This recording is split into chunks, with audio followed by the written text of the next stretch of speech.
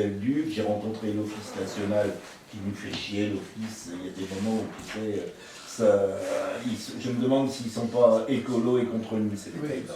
Toujours est-il que on est arrivé au bout d'une heure, j'étais avec mon député de l'usine, un gars qui est passé ici grâce aux chasseurs, et je lui dis, on pose la question à Delbuc et on se rend compte qu'avec ce fameux Conseil d'État, il n'y a plus aucune possibilité d'avancer, systématiquement, premier oiseau qui démarre, etc. etc.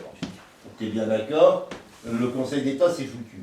Alors moi, je leur ai dit, puisque je suis le représentant des chasseurs français à la PAS, je leur ai dit, on va faire venir la PAS, et puis on va voir si on peut avancer au niveau européen. Et Delbuc et le ministère m'ont dit c'est la seule solution qui pourrait nous faire avancer. Alors, on va se réunir, et là c'est un peu mon truc, on va se réunir avec les pays qui ont des dégâts, maintenant Belgique, parce que ça commence en Belgique, Hollande, Allemagne, Danemark, la France. On va essayer de se réunir, parce que maintenant on a les études qui nous permettent de dire, puisqu'à cette époque-là, il y a 3 ans, j'étais allé en Hollande, et puis ils nous ont tout dit, hein, ils ne sont pas cachés pour nous dire qu'ils tuaient 150 000 oies et 50 000 siffleurs. Tout ça pour te dire qu'on va essayer de faire un truc, puisque nos études maintenant nous disent que nos oies stationnent en Hollande pendant 3, 4, 5 semaines avant de remonter là-haut. Donc, ce sont les mêmes qui peuvent aussi se faire attraper et gazer en Hollande. Donc pourquoi nous, on n'aurait pas le droit d'en prélever quelques-unes au passage? C'est tout, c'est simple comme bonjour, mais même ça... Ben, c'est normal, puisque c'est que ce que je disais tout à l'heure. Si on était qu'entre chasseurs et gouvernement, ça passerait. Le problème, c'est qu'il y en a qui sont très procéduriers et qui, dès lors, ils entament les recours en Conseil d'État parce qu'ils sont persuadés de gagner. Alors, bateau... Et là, puisque automatiquement, nous, les oies que l'on chasse, le remonte, on ne peut pas le nier, c'est dans la directive. Oui, mais elle remonte... Les oies gazées en Hollande, c'est dans la directive aussi. La directive le permet. Je suis désolé. Ouais, donc, alors là où on peut jouer quelque chose, c'est sur les territoires. Voilà, parce que sur les territoires, notamment, s'il n'y avait pas toutes ces réserves et tous ces problèmes avec Natura 2000 et toutes ces zones de protection, peut-être que le gibier ne stationnerait pas là. Et irait ailleurs. Et il n'y aurait plus de problème de gazage. Oui, non, mais je disais encore à la face, j'étais à Bruxelles il y a 3-4 jours. C'est quand même incroyable que la commission qui nous emmerde quand même, elle admette qu'elle donne des millions et des dizaines de millions d'euros à la Hollande pour payer les dégâts des oies.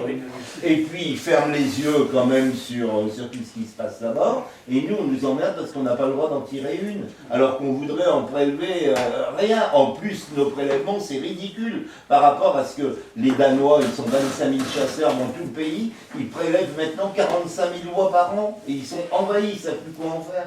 Non, mais on perd la tête. Et nous, on n'a pas le droit d'en prélever quelques... Alors, bateau, elle est venue là dans la Somme il y a quelques jours, elle nous dit, bah oui, je comprends, mais trouvez-moi des solutions, trouvez-moi des études. Et la solution, moi je vous dis, on vous laisse faire. Et elle dit on vous laisse faire jusqu'en 2014, mais après, moi, tout ce qui se dit là, moi, pour moi, c'est que bénéfique.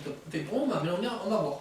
Et bien ça n'est que ça le problème. On peut le faire jouer, Et le problème, les gars, trouvez-moi une solution pour le Conseil d'État. Et puis, il y en a marre de ces écolos, et ça, voilà.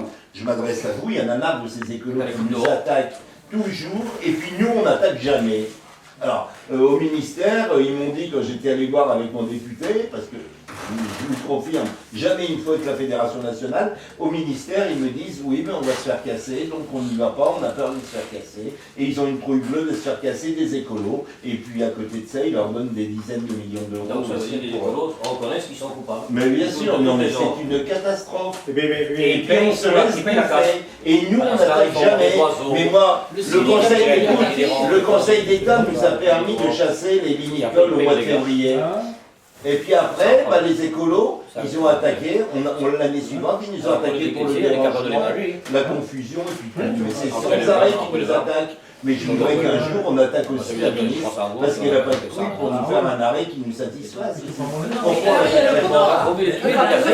Les fossiles, si elle est par les présidents de fédération, plus par la fédération nationale. Mais là, en ce moment, bateau. Comment voulez-vous je sais pas ce que Hollande leur a fait la dernière fois, et puis bateau, mais ils sont en admiration devant eux.